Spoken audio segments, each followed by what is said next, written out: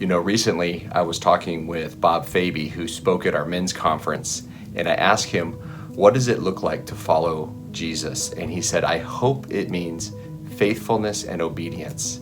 And what he was saying was that we're not necessarily responsible for the results as long as we have been faithful and obedient to follow God.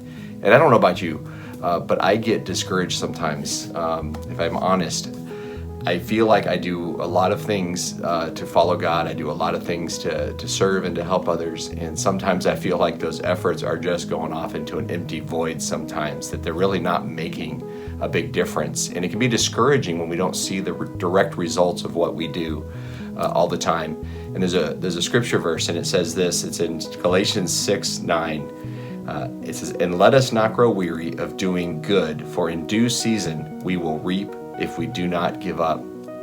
I remember back when I was a youth pastor in Tucson, Arizona, and I had a student in my group. I had many students in the group, but this one in particular was really, to be honest, just like me. I think when I was in high school, he was a handful. He was just always being a goofball, always kind of disrupting the discussion that was going on, always giving me a hard time, holding my feet to the fire.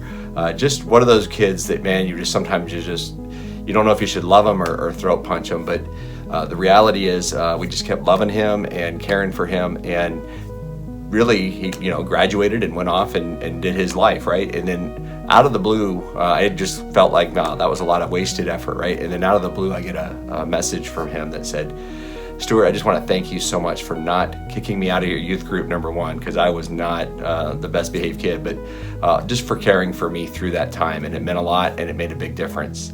And I was able to, that was literally like 15, 20 years later that I got that message, and it was blown away because I had just written it off as just some kid who was in my life, a thorn in my side. And it wasn't. It was somebody who God was using to teach me and to push me and to really ask that question in my life. Am I being faithful and obedient? So I want to encourage you today that if you are wondering if your efforts to follow Jesus are just in vain, or to care for that one hard person in your life, or to do the right thing even when you just feel like it doesn't make a difference and everyone around you is doing whatever they want, I want to encourage you to continue to be faithful and obedient.